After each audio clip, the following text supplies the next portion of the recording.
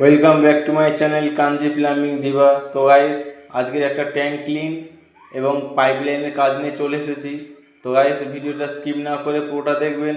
আর আমাদের ভিডিওটা ভালো লাগলে চ্যানেলটাকে অবশ্যই সাবস্ক্রাইব করে পাশে থাকবেন।